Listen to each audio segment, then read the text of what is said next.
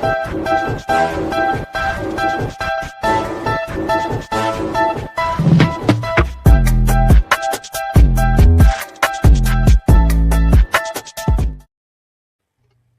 everybody. I'm Candid Frank. He's Gary Groob, and our very special guest is Sue Redfern. She was the president of World Lacrosse and obviously loves the game of lacrosse. And I guess, Sue, we might as well start with the same question we always ask people, and that is how and when did you pick up a stick and why? I picked up the stick in school because I was required to do so in the first place. So my school played field hockey and lacrosse. And I didn't really like lacrosse very much when I started playing it. And I had a very good teacher who said, everybody can find the sport they love, and they can also find the position or the discipline they love in it. And she was quite right. I eventually found that I was really quite a good goalkeeper. And once I found that out, I went into the first team in hockey and field hockey and lacrosse. And I just carried on from there in terms of playing. But we also had a school that nearly gave up lacrosse because the lacrosse teacher left, and they replaced them with two hockey teachers from Australia. And the first team did a deal with the teachers, which they entered into, which was that we would coach the lacrosse and they would coach everybody in sport. And we would teach them, these Australians, lacrosse, because we didn't really want to give it up at all. And that worked really well. So from an early age, probably from about the age of 13, I was coaching other people as beginners in school in how to pick up a stick, how to defend themselves or attack against a goalkeeper, and just became really, really enjoyed lacrosse at that point. Well, I won't talk to you about the violent aspect unless goaltending is your experience, the violent aspect. But I guess the other question is, what is it that's kept you in? Like, what has made it? Now you find yourself, you've been in for more than a few weeks, right? So just a few years, yeah. What's kept me in has really been the people. I love the game. I love watching the game, but I've also been finding new things all the time. There's always something new going on in lacrosse that you haven't come across before, or I haven't come across before. But it's primarily the people that I've both played with and subsequently administered with, and the enthusiasm that the whole community brings, even though there's not a lot of professional lacrosse, but the enthusiasm they all have and getting together and how much that means to everybody, being able to get together. So that's primarily what's kept me in. I guess being 13 and coaching backed you into understanding the nuance of being a lacrosse fan.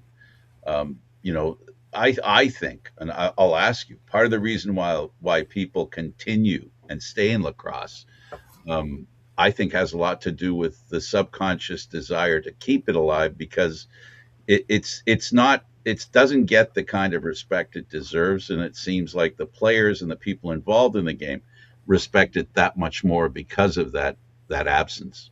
What do you think? I think you're absolutely right. I think if I compare the two, field hockey and lacrosse, I could have gone to either.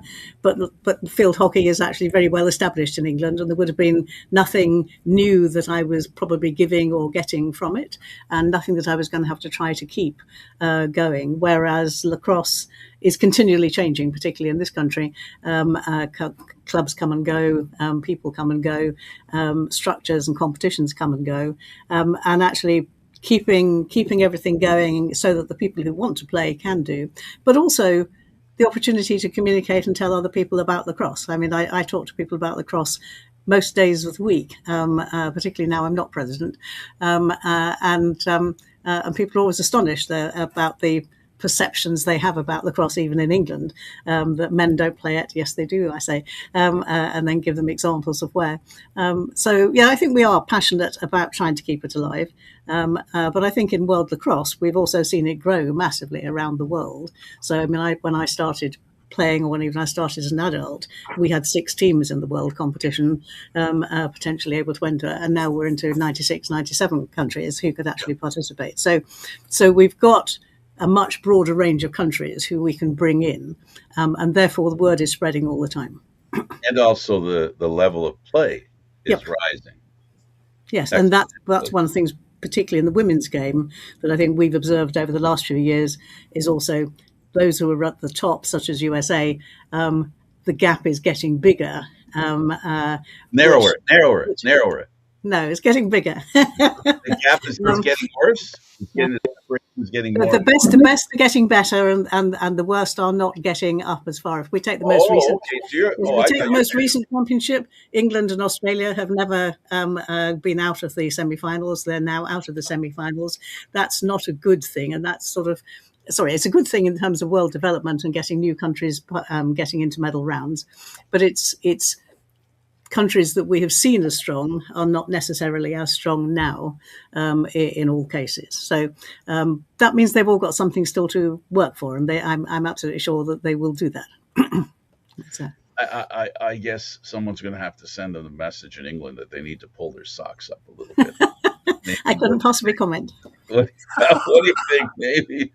Hey, normally I only ask a couple of questions, but I'm totally immersed in the idea that 97 countries in lacrosse, and what in the last 25 years, maybe the majority of them, the vast majority of them have picked up the game. Yes. So it's not something, it's not going away. That's the good news, right? Absolutely. We want it to grow faster, and I just want to ask this question of you. In Europe, the game, we have connected areas here. I'm sure you know about Ontario and the U.S. Yep. And Toronto and Orangeville and Peterborough and Buffalo. There's all these pockets and the challenge is not as big here. The pockets are close enough together. What's it like there as far as connecting dots, if you know what I mean? Well, I think in mainland Europe it's quite easy. It's relatively easy for mainland Europe countries to cross the borders and to go. So Germany could go and play in Czech Republic, Netherlands can go and play in Germany. So it's relatively easy for Europe to actually sort of make the transitions across. But they don't have enough opportunity to play high quality lacrosse enough of the time. And I think that's why the USA and Canada are always going to, for the foreseeable future, are always going to be better than the rest of the world, because they have more opportunities with NCAA to play more high quality lacrosse games than anywhere else in the world has. Understood. And it's a long time. There was a movie called Love Story back in the 60s, was it? Mm-hmm. Early 70s, Love Story. And it was in college, and the main character played lacrosse. So it's been around for a while. It's been in college, just like you said. That's very true. That is basically one of the foundations of lacrosse in the U.S. is colleges. In Canada, I think the rest of the world envies what America has. We in Canada are heavily box lacrosse. In Europe, I'm assuming it's field lacrosse. Mostly in Europe, it's field lacrosse. Box lacrosse is growing, but it's still not got the same depth as field lacrosse has. Yeah. I'm tired of asking questions. Why don't we get one of the things that I want to add into that, though, is while maybe it's stagnant in a couple of spots, we take a look at places like Africa, and where it was never a big thing. Over the last 10, 15 years especially, I know I've been friended by a lot of kids, or now youths from Uganda, Kenya, and they're playing, they're sending videos, they're continually going, coaches are going from North America there.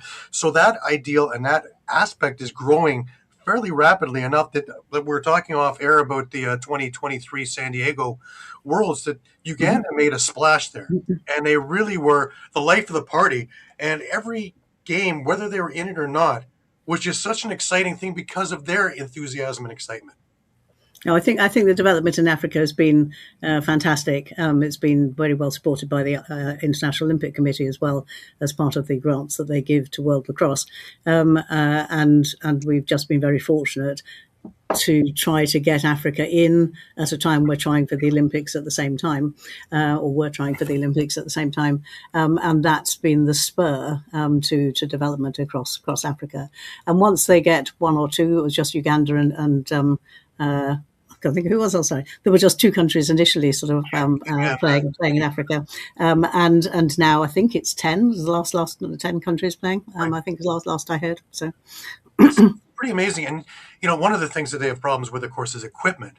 And absolutely. one of the people I'm going to be seeing later is John Davis, and he sent over a truckload of equipment. And anything that we had that was used or just sitting in the basement or whatever, and they restored it and made it beautiful again. And it's awful funny, I'm watching a video and there goes the Peterborough Lakers jersey going by. It's like you just so yeah, it's growing, and the rest of the world is chipping. The one thing I love about the lacrosse community, and it's worldwide, is when there is a real, we can hate each other for 60 minutes. When there's a real issue, the world comes together and everybody works to solving such a problem, to building, to growing. And like you said, we've gone from 6 or 7 countries to 96, 97 countries now. I had Johnny Meridian on, and he was talking about Armenian lacrosse, and he was boasting about how great it is, and it's a very tiny little place, but once you get the bug, it's there, and everybody's growing with it, and they're starting to soar with it as well. Absolutely, and again, that comes with enthusiasm, but it's also. You mentioned, I think, Frank, bringing North American coaches, or you did as well, bringing North American coaches into Africa and different countries.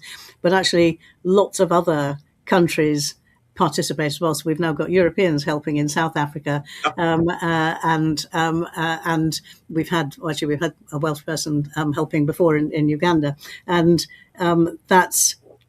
Again, everybody wanted to come together to help either get equipment or to try and raise funds through fundraising opportunities, or just to go out and coach for a few weeks or weekends.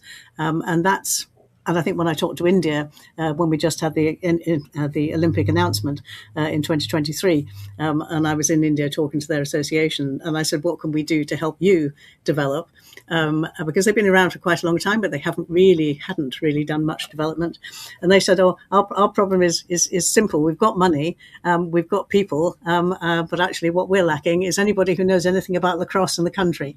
So that was relatively easily solved. We were able to send in some lacrosse people into the country to give them clinics and to teach them how to coach and how to get beginners going. Right. And they're now running tournaments and entering the ASPAC tournament and things like that. So yeah, it only needs 1 or 2 people to be really enthusiastic to help out a country, and you can generally get it going and then keep it going.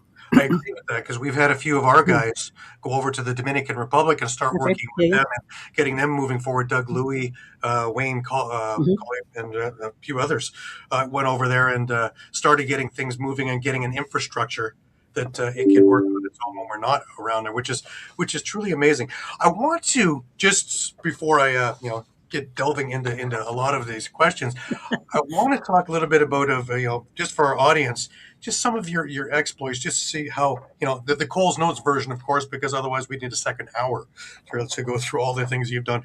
But, you've connected several areas of the sport, which was the traditionally volunteer-led women's game in England, the unification of men and women's international federations, the modernization and worldwide expansion of world lacrosse, greater institutional attention to women's leadership, diversity, and ethics, lacrosse's return to the Olympic Games.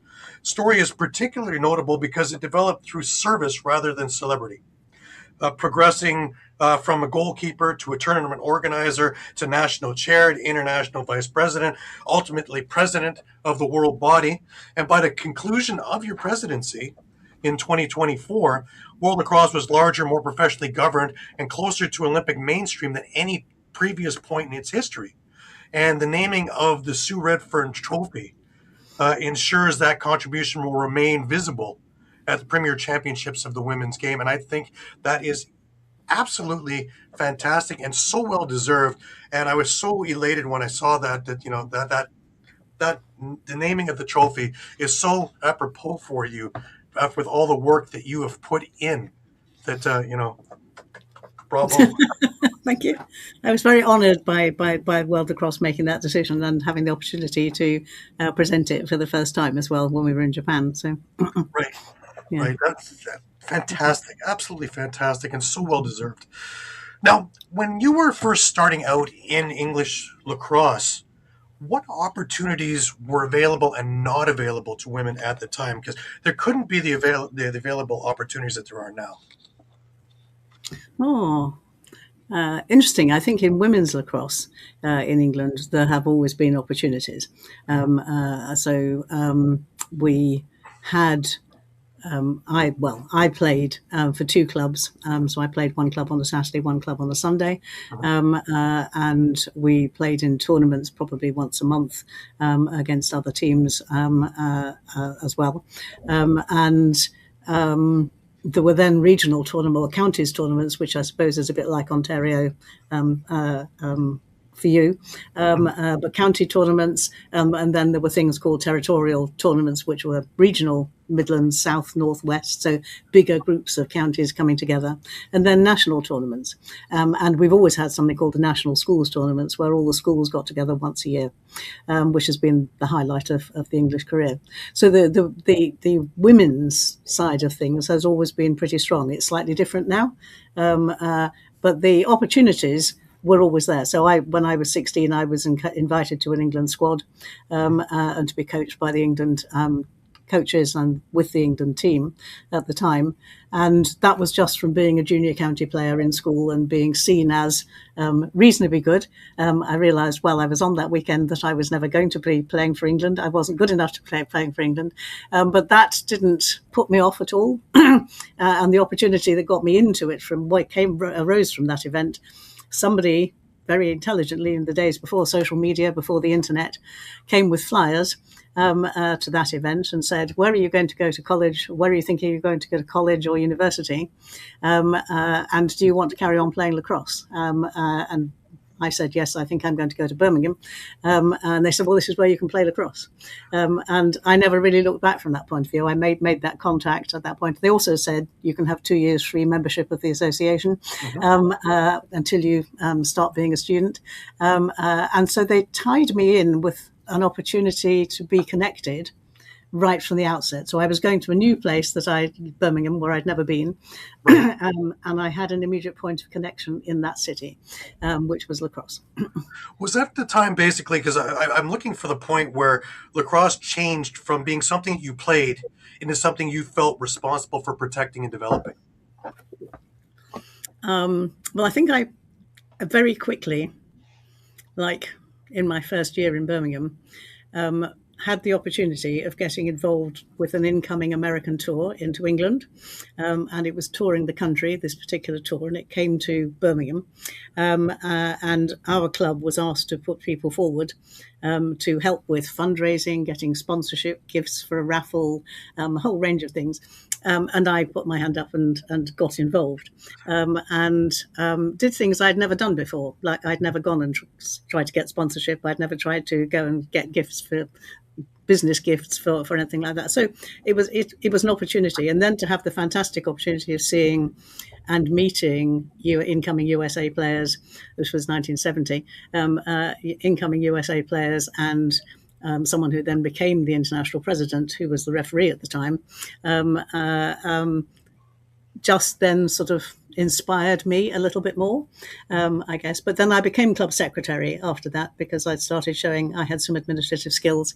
And then I became county secretary and then opened my mouth once too often at a General Assembly meeting. And somebody who was chairing it said, if you've got so much to say, why don't you come on the main committee? So I did. And I really never looked back after that. But I think I have good transferable organizational skills. So my final job in my profession was as Director of Information Services. So I was running libraries, computing, media, television services for a university, careers as well. And I have an ability to organize things, to remember things, and I enjoy doing it and find it relatively easy where other people find some of those administrative activities, organizational activities difficult. And so I'm happy to take on those sort of roles in organizations. I didn't think I was happy to take on leadership roles. So I thought I was happy to take on administrative vice president type roles. Right. But I have learnt that other people see me as a leader and want me to be a leader. And so I began to become more comfortable with those roles. That I agree with. A lot of the stuff that you did in the earlier days, though, was volunteer work. Oh, Um, everything I've done, all of my lacrosse life has been volunteer. I've never been paid for anything in lacrosse. yeah, none of us can say we're rich because of No, no. lacrosse. There's not a soul. They're No, no. liars if they're telling you, "Oh yeah, I'm rich." Mhm, From lacrosse. mhm. But was there ever a time when you said, enough, enough? I just felt like walking away from it, or what would say persuaded you to continue moving along? Because it's such a time constraint that you need to spend so much time to work these things out.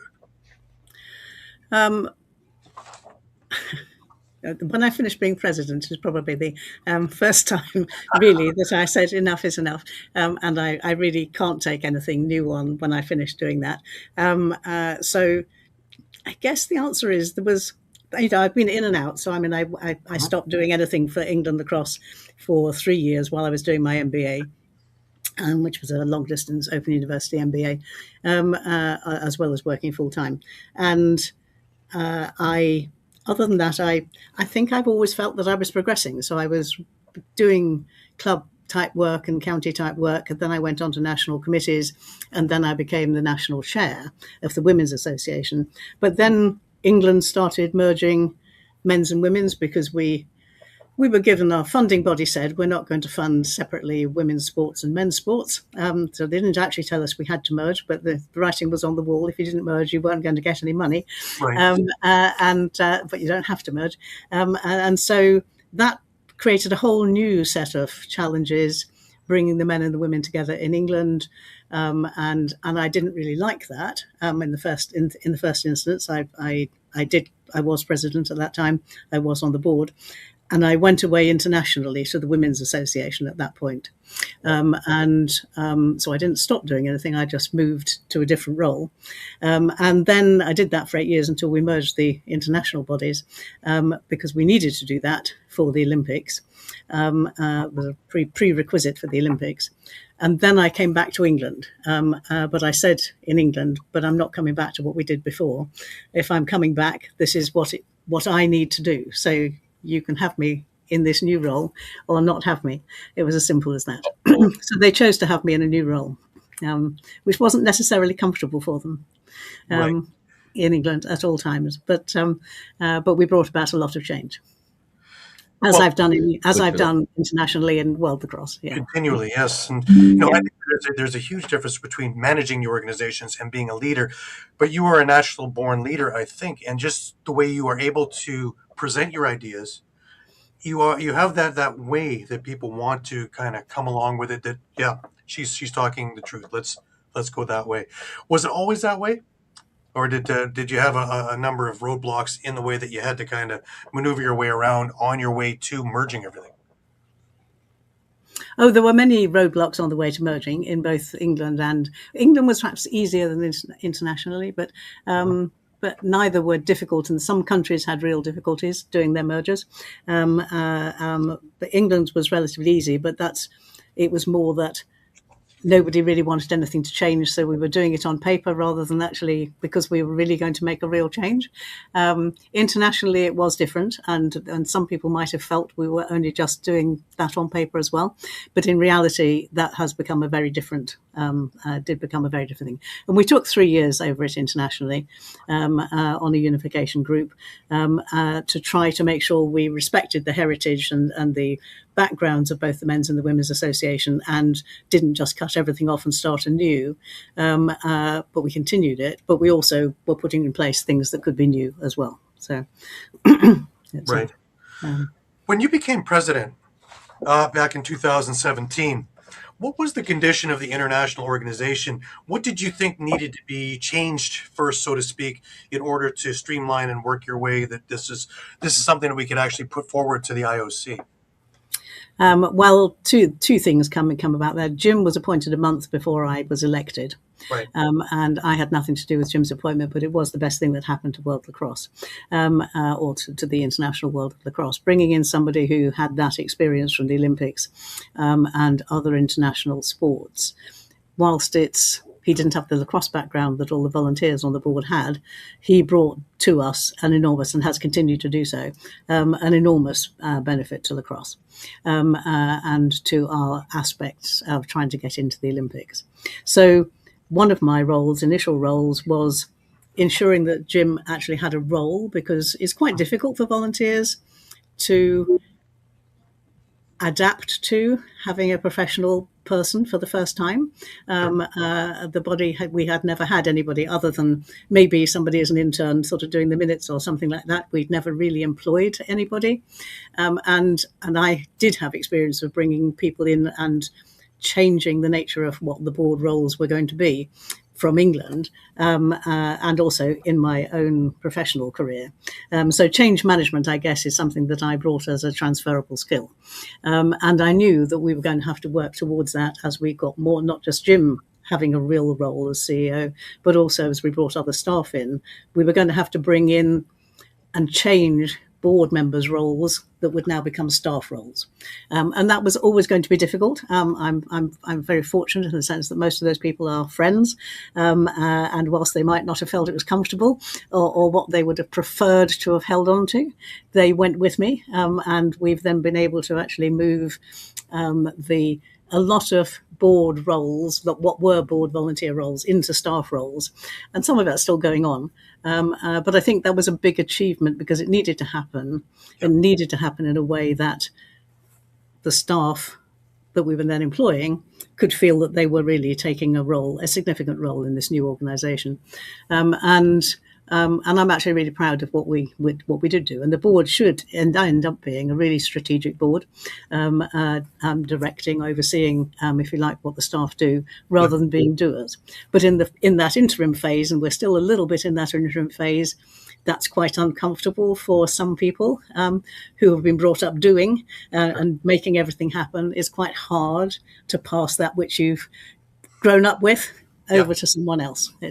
But I knew that was going to be a very necessary thing that we were going to need to do, and to professionalise the staff, to professionalise the organisation was really important in coming into the Olympics, and just things like the way we've embraced media and we've increased social media so much, and the streaming and video and World Lacrosse TV and things like that.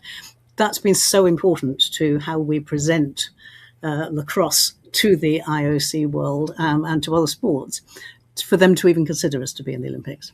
Right, and to watch everything behind the scenes, cutting edge is really the right words, I think, is watching all the people behind the scenes do everything. And I've been fortunate enough in a number of the events to be part of it and to watch these guys put it together. And really, they work so well together. You never really see anything go haywire, and when it does, there's someone there to fix things immediately. So they really are just really encompassing, helping one another continually. And you're talking about, moving people uncomfortable. Again, this goes towards your leadership and people buying into your vision and where we're going. And obviously it worked, because take a look at where you were and where we are. And it is such, from here to here is where we are. It is. It's been transformational. The 7 years that I was president, but not just because of me. I mean, there's plenty of other people who've made huge efforts and steps forward to actually make that happen. Right. You've helped establish commissions concerned with ethics, women in sports, diversity, and opportunity. What problems within lacrosse made these commissions so necessary? That's an interesting question. I think at the time we established the diversity and equity commissions and the women in sport commissions, we didn't have women's box, for example, so we didn't have equity in the playing round. But also, many countries were telling us that whilst they notionally signed up to developing women as well as men, actually they were only developing men, or they were only interested in their men's national teams.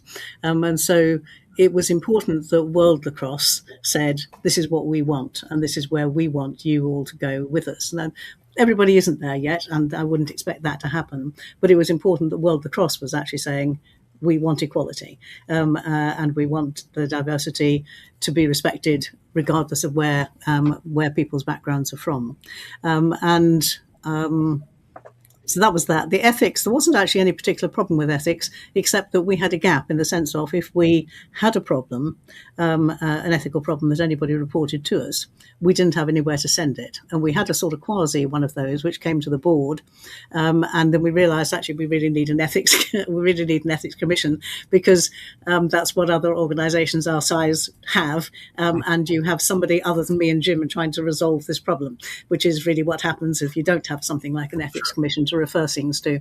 And it has to be said that also at the same time, the IOC was developing good governance practice and making recommendations to all international bodies about what we should be doing. And so they send us a questionnaire now every year or maybe every 2 years.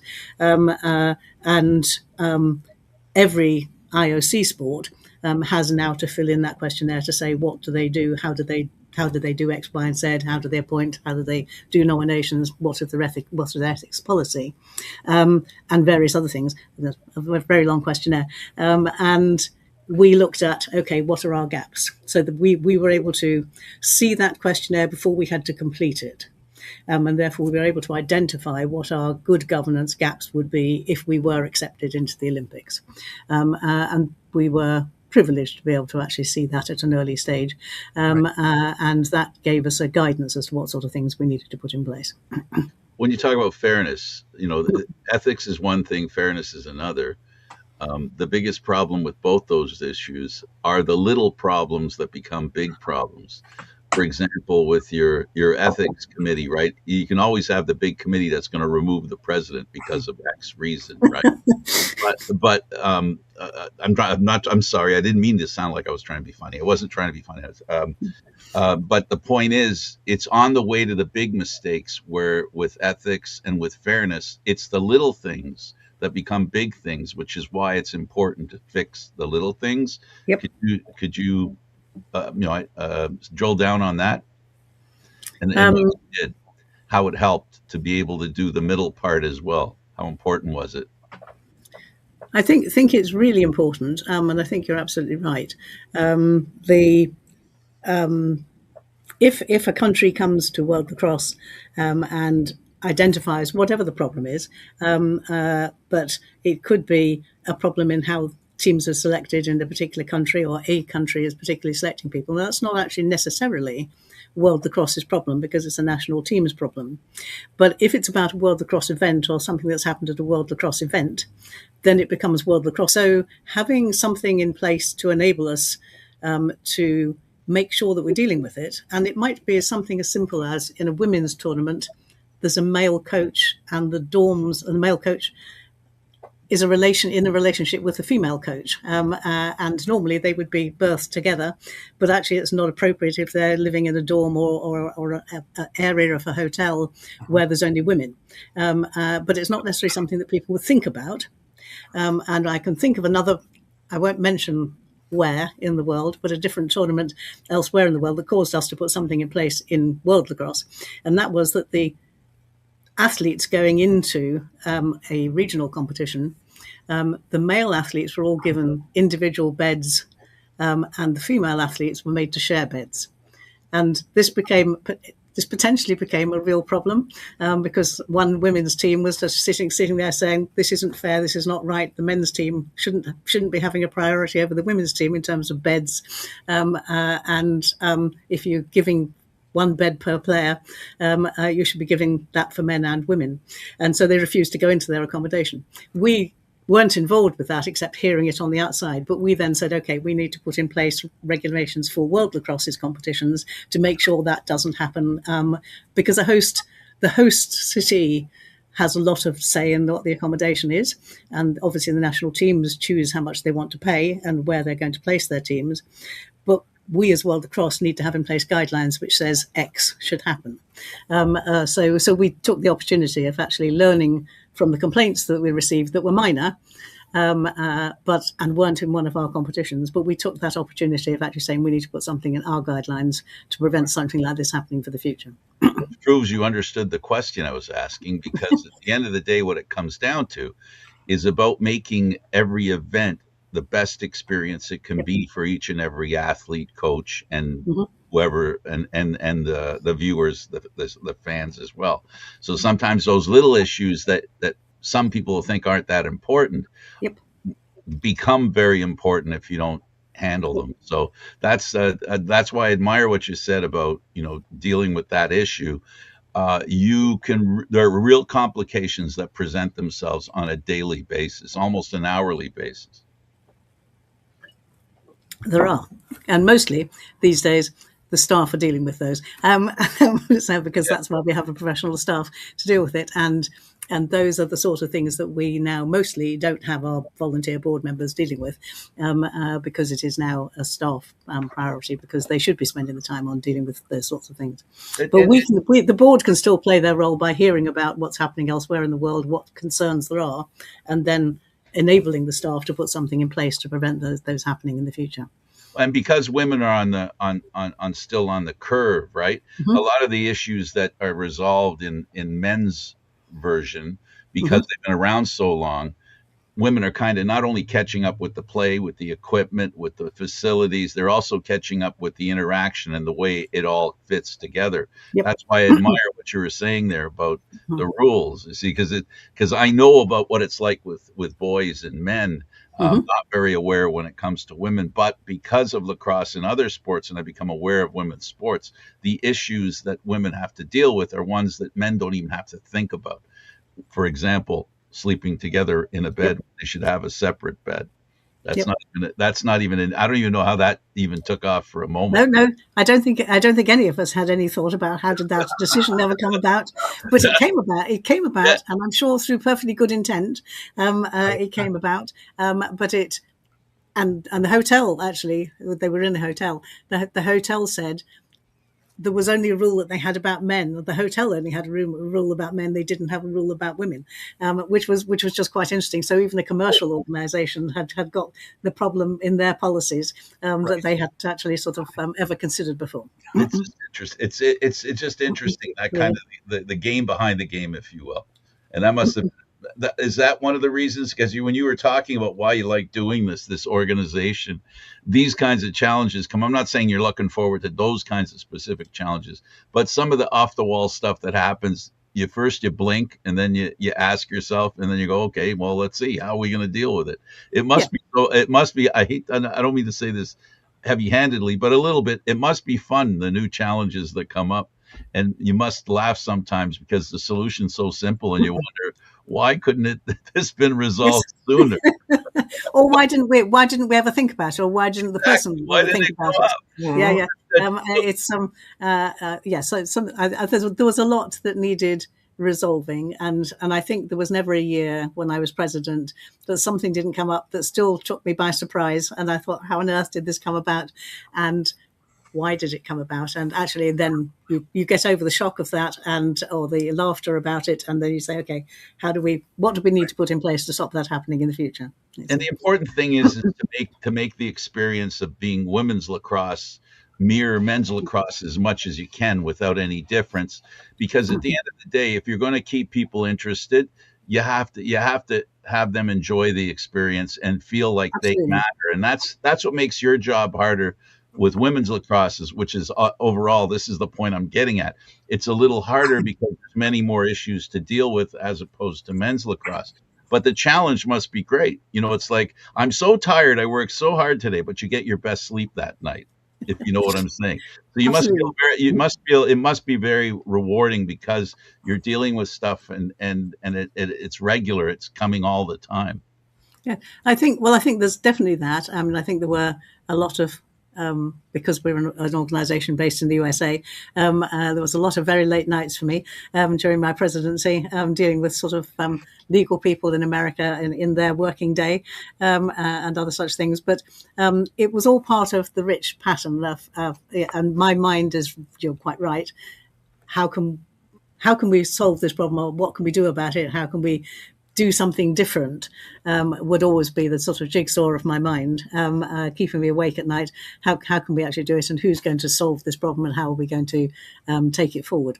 I'm just going to pick up something you've just been saying about sort of women. There was definitely a significant difference between women and men as we came together. But but the women have quite a lot of strengths as a women's federation, had quite a lot of strengths coming into the thing. And we were surprised by some of the things on the men's side that weren't working very well, or we were surprised to have been allowed to carry on as practices without anybody challenging. And so the real challenge has been trying to bring the strengths of both together and try to make something better than each of the individual parts of that. So both definitely had strengths to bring in and things that we built on. And hopefully we haven't lost anything in the process. But definitely there were strengths from both. So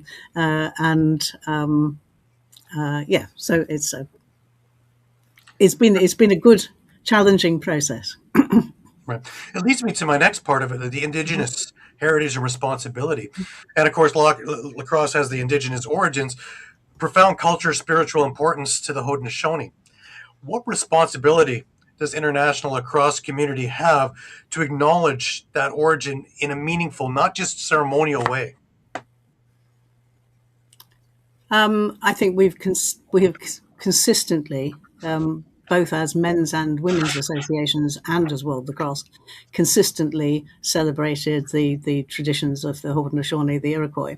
The fact that we were the only international federation who brought them into our bodies and our full competitions, the men first and then the women, signifies how important it's been to us as an organisation from the outset. And we continue now, even though I'm not there, but so I can't speak about where we are. But we continue to say that they should be able to, if they qualify, participate in the Olympics. But the Olympic rules aren't our rules, so they're not World Lacrosse's rules. So we can have them in our competition, but if somebody else's competition, we have to abide by their rules. All we can do is to try with LA 2028 to say how important it is to us that they're able to participate if they can. And there is continual work and conversation going on about that. Right. We've had some issues because of their sovereign passports, getting them into countries as well. Is there a remedy for any of this? I wouldn't like to put words in other people's mouths, but my personal view is that they need to get their passport recognised by the United Nations, and then they wouldn't have a problem. And Right. that's not host country's problem. That is the Haudenosaunee to resolve and take to the United Nations. But we have been saying that in England since 2010. Right. And nothing has happened about that. But it's not anybody else's to resolve. I mean, as a British person, if I have to have a visa to go to Japan, I have to have a visa to go to Japan. Yeah. That's my responsibility as an English person to get a visa. I can't expect to turn up in Japan and get in without taking some responsibility for doing it. Definitely. I want to jump to the Olympic movement and all that went into getting, first off, the IOC to listen, and then eventually put lacrosse back in where it belongs. Take us through the journey a little bit of how did this all come about in the first place? Because it was under your presidency that. No, it started long before that. When we were separate men's and women's associations, we both had in 2005, Right. strategic weekends where we looked at what the future of lacrosse should be and what we all wanted from lacrosse, quite separately. And both men and women said they wanted to try to get lacrosse back into the Olympics. We then set on a journey, which we knew was going to be nearly 30 years at the time and cost money, which said, okay, these are the things we need to do. So there are fundamentals you have to do. First of all, we had to merge. You have to be a single sporting body. Then we had to have join various bodies, some of which, after we joined them, got into them, then were defunct. And then you had to find another body you had to join. And so there were a whole set of hurdles which people carried through from 2008 when we created Phil, up to 2017. So by the time I got involved, we had at that stage not got either. We'd been recognised in the sense of we had been recognised by then by the World Games. So we were in the World Games with lacrosse for women in 2017 in Poland, and the World Games is sometimes considered as sports that haven't yet got into the Olympics. So that was a significant opportunity for us to put lacrosse on the world stage. And after that, we then had to apply for provisional recognition, full recognition, and only once you've got full recognition can you then actually even talk to host cities about whether you can be included in the host city process. So it was a long, convoluted process against rules that are not written down anywhere. So you're having to continually talk and negotiate and think laterally about how can we actually take this the next step. How can we actually sort of influence? Jim Scher coming in was really important to that because he knew most of the people in that movement, and so if we hit one block, there was somewhere else he could take us to go and talk. And each stage of it was good. We nearly lost out at the final, even at the final stage, because they nearly put us back into there were 4 sports, and they nearly put all the 4 of us back into a new set of regulations. And eventually, through talking and everything else, it was decided that wasn't fair, and so they let the 4 of us go through to be fully recognised. And yes, it was a long, complicated, a lot of discussion, a lot of being seen in the right places, talking to the right people, and not necessarily talking about lacrosse. So we also, during that time, we had 3 different consultants that Jim brought in from different parts of the world, and who'd been involved in making Olympic bids or had been involved with doing city bids or sports bids. And so those people took us through making sure that we met the right people in each meeting that we went to. They set up meetings for us. They said, this is what we do. But one of the things I most learned about it was I wasn't there to talk about lacrosse. I was mostly there to actually, as the phrase we got to know, become known, liked and trusted in the Olympic movement. Right. And so they had to know us first. They had to like us first. And if they didn't know either of those things, they weren't even going to listen to us talking about lacrosse. So when we did talk about lacrosse, eventually, after we were fully recognised, everybody, when we were in Mumbai, kept saying, we have no idea how you managed to get through the first time you tried to get into the Olympics. The first time you could try to get into an Olympics, you got into an Olympics. But that was an awful lot of preparation and work on our behalf, right, in planning and thinking it through. There comes that leadership thing again that I brought up earlier. Here we go into another main example. We had Bob DeMarco on a while back, and he was explaining to us about sixes and how that came about. How did you explain that to the lacrosse community? Because all the things and all the blowback that I get is you get traditionalists. Well, that's not tradition. Well, you don't have 300 guys running in a field either. But, I always figure get the eyes on the game. We get 300 more countries taking a look, and then we can teach tradition later. How did we explain this to the lacrosse communities? Well, I think there's two things that were really important to us in developing sixes. One is we knew that we wouldn't get the field game in because there were too many players in the squad, and we wouldn't get box in because of the facilities that they need. And at that time, we certainly didn't have enough countries, and we didn't have men and women playing box. So box wasn't even considered really at that point, although I know many box players would like it to be. Field and box both have squads that are far too big, basically, to try to get into an Olympics that's keeping with a cap of 10,500 athletes. Yep. So if we were a new sport trying to get in, there wasn't any doubt in our minds, actually for a very long time, that to get in with anything other than a small-sided game we weren't going to have a cat and hell's chance. So that was really important from the Olympics point of view. But from our development point of view, in terms of taking it into other new countries, taking sixes in is much easier than taking a full-sided field game in or box in. And so it became also our real opportunity for development sport into new countries as we tried to grow new countries.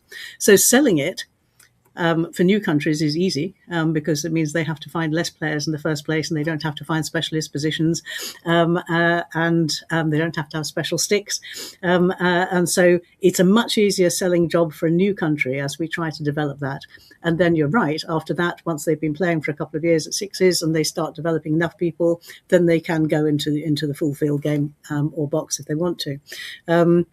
So we saw it as a development opportunity. It started from being an Olympic need to have a small-sided game. But actually, the more important thing for World Lacrosse was actually how we could use it to develop games. I think with sixes, I've heard all the complaints about sixes, and I was unfortunate enough to be in Alabama when we were at the World Games, which is our first men's and women's sixes. Mm-hmm. And I had COVID, and I was in my hotel room on my own watching it on streaming. And for the first 5 days, I was with everybody who complains about sixes, being really boring and thinking, "Oh God, what have we done?" Because it was just goal to goal to goal, and there was nothing going on in the middle. And then we got to the semi-finals and the finals, and I'm going, "Oh God, this is a really much better game. This is a game that I hoped we were going to see." Right. So I think it is still too early. We've still got to have coaches and officials who really understand what the sixes game is trying to do. And we have to have players who want to. I think you can bring tactics into, seeing the top teams playing, you can bring tactics into sixes play. It is possible. We need to have coaches. We need to have more time on the field. We need to have more people playing. And seeing our Sixes World Championship next year should be really, really interesting. The top 16 teams for men and women coming through the Sixes process. Now they've had 5-6 years, and they will have had continental qualifiers this year. Right. It should be really interesting to see how good they are becoming. But we have to understand it's still a young discipline, really. We were talking when we had one of the former NCAA coaches on, Bob Taring, about net size, and maybe instead of a 6x6 to a 4x4. He brought up something that I really didn't think about. And when you're talking about such accurate shooters as we have with NLL players and things like that, and some of the women that are top notch, you're going to kill a goalie if you have a 4x4 net, because they're aiming for the goalie then.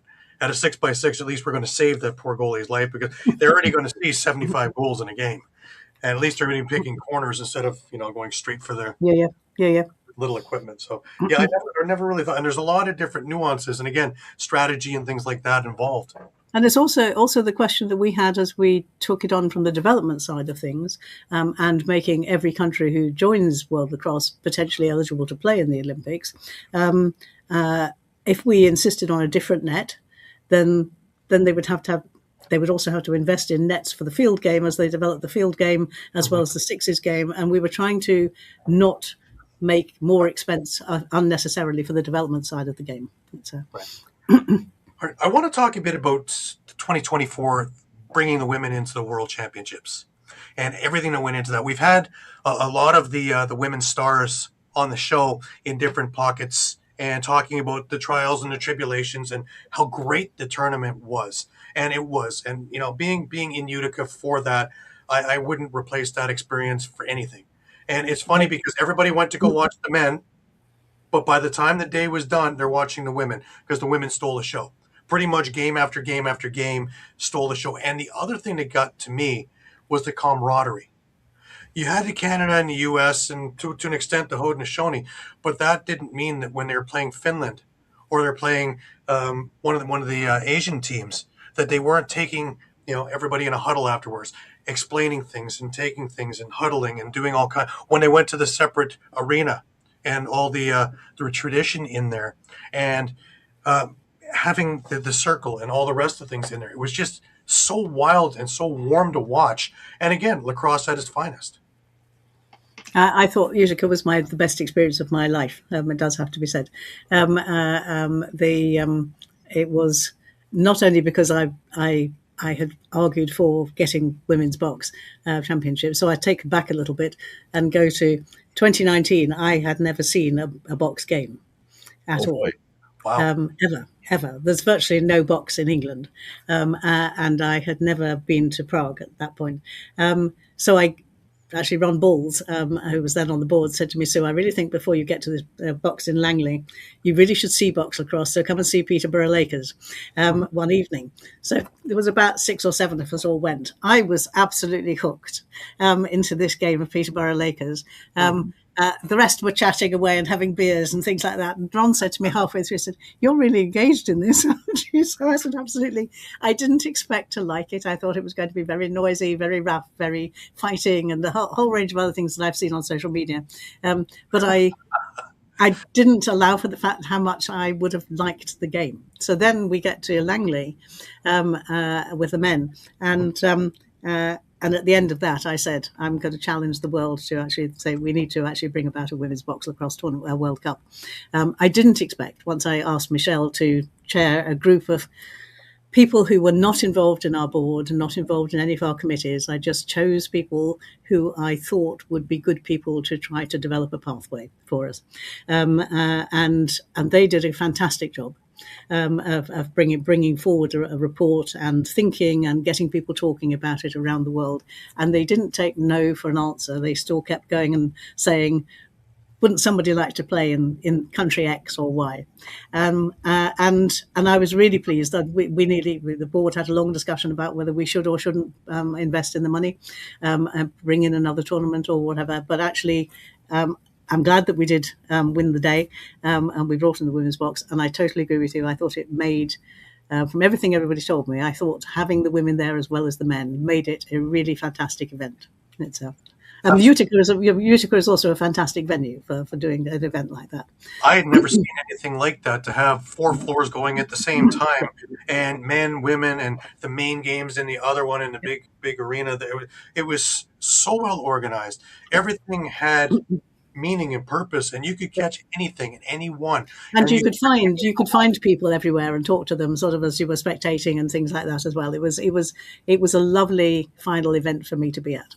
Even the merch in the hallways between the arenas, whether you had women's box set up with their stuff, or some of the equipment places, or just teams selling their pins and pennants and jerseys, and it was so amazing to see everything all together, and everybody working together. Yeah, it was a one much even more impressive than I hoped it would be. Actually, even from the opening ceremony, we could see the difference between the teams that came with just men, who just came in one side of the arena as they were coming to face where I was, and they were leading into the thing, and the teams that came in, men and women, and they were so upbeat, right, even in the opening ceremony, upbeat, excited, enthusiastic, whereas the others were just coming in an orderly manner, like they would do into an opening ceremony generally. And the difference having the women and the guys there at the same time was just very evident from the beginning.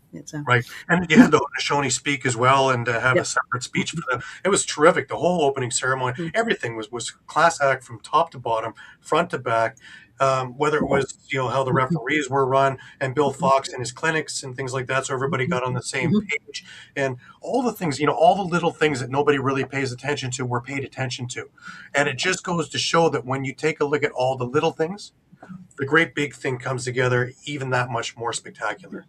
And I have to pay a lot of attention to Kim, who's our competitions director on the staff, because she's bringing a lot of those things together all of the time for us, and building each year on what she's experienced in previous years and building it in so that we don't forget about it the next time round. So, right. Here's a tough one for you. Of all the things that you've accomplished, what would you say makes you the proudest? Oh, getting lacrosse into the Olympics, undoubtedly. Being in Mumbai when the decision was made, even though everybody in Mumbai was saying to Jim and me, "It's a done deal. You're definitely going to get in." Until the vote was taken in the thing, we didn't believe it. We knew what the deal being proposed was, but we still didn't believe it was actually going to happen, and we were still biting our nails until they made the announcement. But actually, being there in Mumbai and then celebrating with the Indian sort of board afterwards was just really wonderful. It was a very proud moment, very exciting moment, and very exciting for lacrosse. And I think a lot of people are not quite sure still why the Olympics is so important. But the Olympics, not only just for the 6 teams that get into the Olympics in LA 2028, but it's also all the opportunities that are being opened up to many countries in terms of funding or resources or support within their countries, because we're now an Olympic sport. And even just as a host invitation sport at the moment, rather than a core sport, those opportunities are being opened up. There are countries who are getting funding who've never had government funding before. And that was what we all hoped for when we said that we were going to get lacrosse into the Olympics. Seeing it in LA will just hopefully bring it to a much bigger audience even then. Right. Now, you've been a trailblazer your entire journey of this. And you've put it in really great hands with Bob DeMarco, and he's done some amazing things in the time he's been president Indeed. too. Mm-hmm. Where do you hope that this is going to head in the future? Where would you like to see this eventually? That the grandiose scale. I would like us to get as a core Olympic sport. That's going to be a really difficult uphill task. Maybe a bit easier because of the decisions the IOC are making at the moment in terms of how they're going to go forward with Fit for the Future. But as it stands at the moment, we have to keep applying to each host city for lacrosse to be part of it. So they're all working on applications for Brisbane as we speak, because they've just recently made the announcement of what's going to be the process for Brisbane, for which I don't have any details, but I did just read that they just started making some indications of what is going to be needed. So I'm sure the staff and Bob are working on that as we speak at the moment. But undoubtedly, getting it as a core Olympic sport would be absolutely fantastic. And because of Fit for the Future, it does give the opportunity of changing from sixes to field if that was an opportunity in the future in terms of numbers. It does provide that opportunity if we wanted to, or we could keep it the sixes, and we'll just see how sixes goes as it stands at the moment. But sixes is the right answer at the moment. Right. So. One of my favorite questions to more or less tailor us to the end is when people talk about Sue Redfern's legacy many years from now. What do you hope that they say? That we professionalized the sport and made it an Olympic accessible sport. That's really what I would like to say, and that women became. I'm trying to think of the right word. Became equal in terms of the disciplines during my presidency. That's the other thing that I'm really proud of, actually, during that time. That's what I was hoping you would come with, the amount of work that you've done. But it's certainly not. I've never just approached it from a women's perspective. I came in to run a merged association. I didn't come in to run a women's association. So the women's side of it is really important, but it is the whole that's as important for me.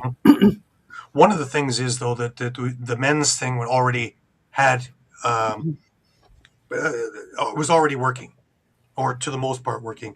The women's one was, in essence, a neglected little thing that needed that extra oomph, and you were able to give it that and give it its stage and organically watch what really happened.